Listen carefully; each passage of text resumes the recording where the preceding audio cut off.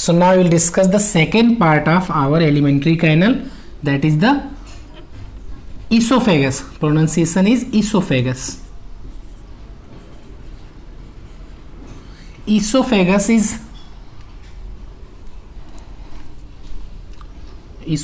is also known as food pipe.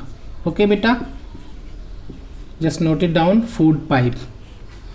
So what is the role of esophagus? Just see the figure. Please text book भी आप open करके रखो बेटा समझने के लिए. Esophagus is a pipe like structure present. आप ध्यान से देखोगे ऐसा पाइप लाइक स्ट्रक्चर एक आया है जो आप इधर आपके स्टमक से कनेक्टेड है और इधर आपके माउथ से. तो ये आपका जो पाइप लाइक स्ट्रक्चर है दैट इज कॉल्ड esophagus और food pipe. Okay, after chewing the food will pass from mouth to esophagus and that chewed food is known as bolus. क्या बोलते हैं उस chewed food को? bolus, BOLUS. तो जो partially digested food है, partially मतलब थोड़ा बहुत तो डाइजेस्ट उसका हो चुका है माउथ में, so that partially digested food is known as bolus. अब वो पास होगा आपके ईसोफेगस में. There are muscles present in the esophagus that will push the food, or muscles present in the food pipe that will push the food to the next organ. Okay, so esophagus का one end connected होता है किससे? आप समझ गए होंगे. One end is connected to the mouth and another end is connected to the stomach. Means after partial digestion of food in the mouth will pass through the food pipe and कहाँ पे जाएगा वो?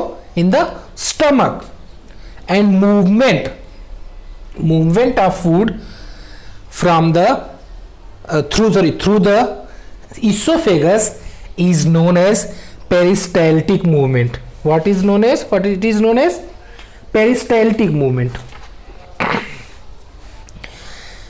Food passes from the mouth through the esophagus and goes to the stomach. And there are muscles present in the esophagus that helps the food to pass from the food pipe to the stomach. Okay beta, and that movement is known as peristaltic movement. Okay, spelling is PERISTALTIC. Okay, अब आपको question अगर ऐसा आएगा, ऐसे question आएंगे नहीं, but अगर आपको पूछा जाएगा peristaltic movement means what? The movement of food through the oesophagus is known as peristaltic movement. और anything movement happen in our body with the help of muscles. So muscles present in the esophagus or food pipe push the food into the stomach. So esophagus का आपको ज़्यादा stretch नहीं करना है, ज़्यादा नहीं पढ़ना. आपको क्या पढ़ना है कि फूड जब मुंह में ब्रेक डाउन हुआ आफ्टर दैट वो आपका पुश हो जाएगा इसोफेगस के अंदर. जो मसल्स प्रेजेंट है वो उसको पुश करके कहाँ पे भेजेगी? स्टमक में. ओके बेटा, सो थर्ड पार्ट इज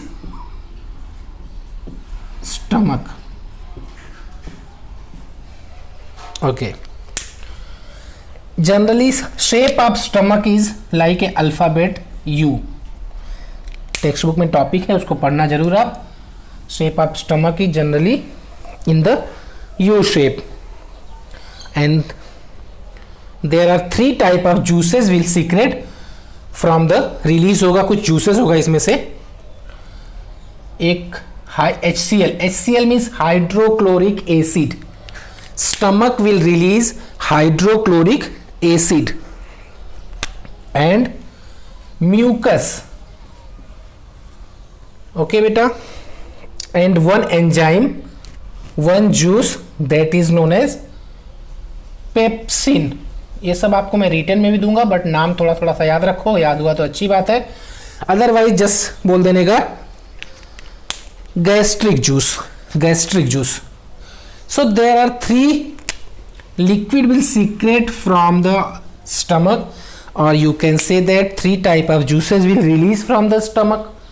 अब एक एक जूस का काम क्या है वो हम देखते हैं। फूड आपने मुंह में च्यूइंग किया बेटा, after that through the oesophagus food आपका आ गया स्टमक में, जहां पे नियरली 2 to 3 आवर्स तक फूड रहेगा। HCl, hydrochloric acid, what is the use of acid in stomach?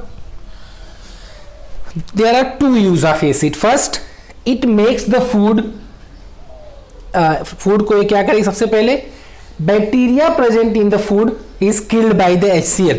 कभी कभी आप साफ सफाई नहीं रखते, हाथ अच्छे से धोते नहीं हो, तो फूड के अंदर जो बैक्टीरियाज प्रेजेंट है वो जब हमारे स्टमक में जाएगा तो HCl क्या करेगा? उसको किल कर देगा, जिससे हमारे बॉडी को हार्म ना हो। सो क्या हुआ? पहला यूज हुआ HCl का, hydrochloric acid will kill the bacteria present in our food. And second use of acid is it makes the medium acidic, मतलब जो फूड है उसको ये एसिडिक बना देगी। अभी एसिडिक क्या है? हमारा एक लेसन आएगा 5th, एसिड एंड बेस, वहां पे हम पढ़ेंगे एसिड क्या होता है और बेस क्या होता है। सो थोड़ा थोड़ा आपने सुना होगा, जैसे हम ऑरेंज हुआ, लेमन हुआ, हम खाते हैं ना, उसका टेस्ट कैसा आता है? That is called sour, SOUR, because of acid present in that food. तो similar, HCl is a hydrochloric acid. It helps in the killing the bacteria present in the food. And second use of HCl is it makes the medium of food is acidic. 2 चीज हो गया। अब acid is a harmful things that can harm our stomach. So mucus will protect our inner part or lining part of the stomach with the effect of HCl। मतलब HCl हमारे stomach को harm ना करे, नुकसान ना पहुंचाए, mucus क्या करेगा? उसको प्रोटेक्ट करेगा हमारे स्टमक को। सो HCl ने बैक्टीरिया को किल किया, फूड को एसिडिक कर दिया, और म्यूकस ने क्या किया? हमारे स्टमक को सेफ्टी प्रोवाइड किया एसिड के इफेक्ट से। ओके बेटा, उसके बाद आपका एक जूस है, एक एंजाइम है, दैट इज द पेप्सिन। हमने स्टमक में भी माउथ में भी एक एंजाइम देखा था बेटा, what is the name is? Salivary amylase. उसने किसको ब्रेक किया था? कार्बोहाइड्रेट्स को सिंपल शुगर में और सिंपल फॉर्म में। अब ये पेप्सिन किसको डाइजेस्ट करेगा? पेप्सिन डाइजेस्ट करेगा प्रोटीन्स को। प्रोटीन्स भी है फूड में। एक चीज और, HCl ने फूड को कैसा बना दिया? एसिडिक। एक चीज और आपको नोट रखना है, अगर HCl ने फूड को एसिडिक नहीं बनाया तो प्रोटीन्स जो है वो ब्रेक नहीं होगा with the help of pepsin. But आपको इतना डीप नहीं जाना है, बस जस्ट सुन लेना है।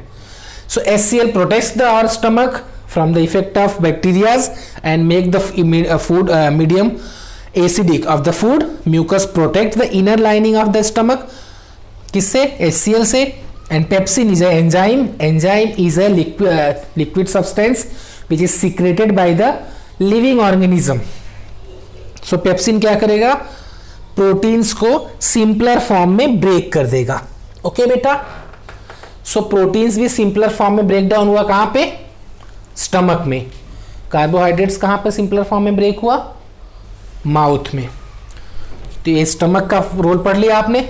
आप फिगर को ध्यान से बुक में देखोगे तो सबसे पहले आपका स्टार्टिंग में बक्कल कैविटी और माउथ है। In that part salivary gland is present, then oesophagus, after that oesophagus stomach. अब स्टमक के बाद आपका फूड कहां पे जाएगा? 4th पार्ट क्या है आपके एलिमेंट्री कैनल में बेटा? Small intestine.